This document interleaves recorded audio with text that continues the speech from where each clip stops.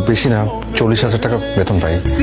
আমরা পালাতেই বের হয়েছিলাম, তো হঠাৎ মনে হলো যে কাছে উচিত হচ্ছে না। একটা সময় তো আপনারা ঠিকই মেনে নেবেন, হ্যাঁ 1 বছর মানবেন না, 2 বছর মানবেন না, কিন্তু যখন জানতে পারবেন যে ফারিয়া মা হতে যাচ্ছে তখন হয়তো ঠিকই মেনে নেবেন।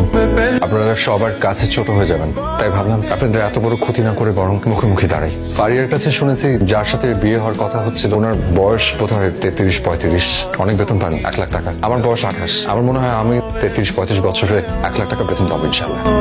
শুধু এই এতটুকুর জন্য আবার ভালোবাসার মানুষ আমি হারাবো বলো? ফারিয়ার সাথে যার বিয়ে হবে সে তাকে ভালোবাসবে, ফারিয়াও মেনে নেওয়ার চেষ্টা করবে, সেটাও আমি জানি। কিন্তু ওর মনের কোথাও না কোথাও একটা আমি থেকে যাবো, কোনো না কোনো মুহূর্তে একটু হলেও আমাকে মিস করবে। ছোট্ট একটা জীবন কেমন হওয়া উচিত বলো?